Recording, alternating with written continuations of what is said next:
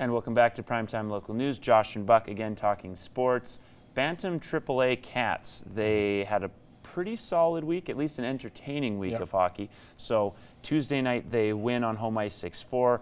They then have a real barn burner in Leduc, winning 8-6 on the road. Real just contentious game full of penalties, but got through it to win their semifinal series and move on to their divisional final against number 1 Fort Saskatchewan. They then lose last night 5-3, but a hard-fought game, trailing 4-3 for much of it. Yeah, Fort Saskatchewan, one of the top teams in the province, so they'll have their hands full against them.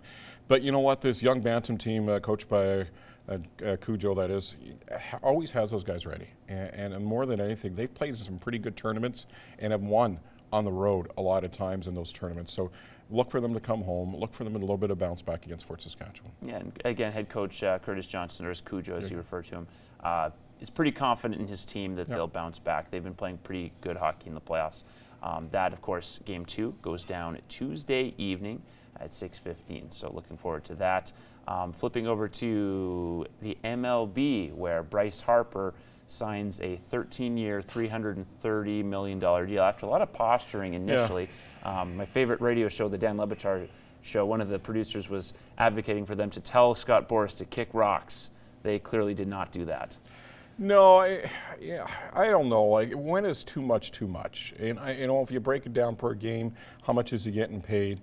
The Phillies are all in now, and the Phillies were a good ball team before they added Harper.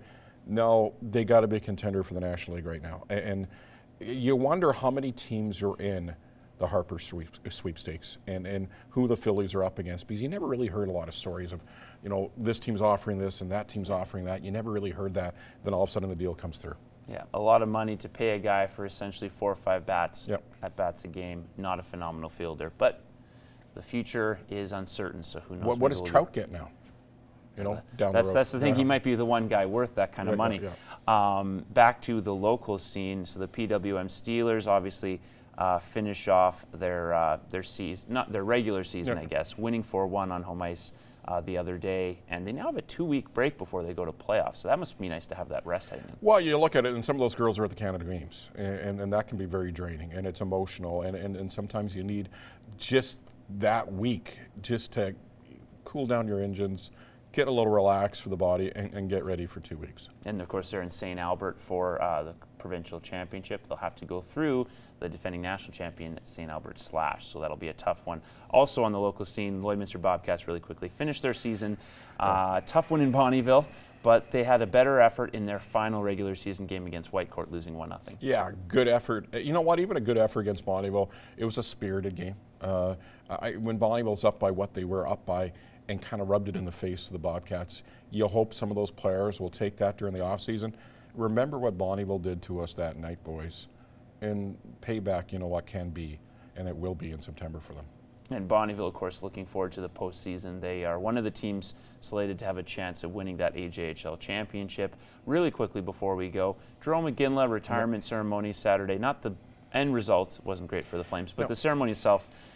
What's your favorite Jerome McGinley memory? Because I've got several as a Calgary fan. There's a lot. I think it's the shift, they call it, in the Stanley Cup final against Tampa Bay, where it's in overtime, and he loses his helmet, and he's out there for about a minute and a half, almost 2 minutes, does not come off. He was a man on a mission, finally sets up the winner, and I think that sums up Jerome in so many different ways. He was a guy that was very competitive, and he would also beat you up with a smile. He absolutely could. Though he didn't need he often chose not to beat up people with a smile. But could. Certainly could. And just a couple of my favorite memories really quickly. I saw him score his 48th goal en route to his 50-goal season in 2002.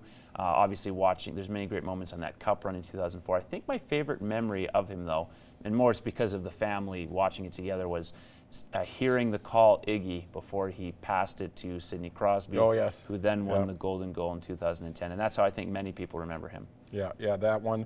And even in Salt Lake, where he was not really on the roster, he was a last-minute addition, and how he was an impact there. I think he was on the ice for 4 of the 5 goals in that final. I think that's correct. I think he had 2 goals in the game. A Canadian hero, but more so a Calgary legend for the Flames. That's it for us. Enjoy the rest of Primetime Local News.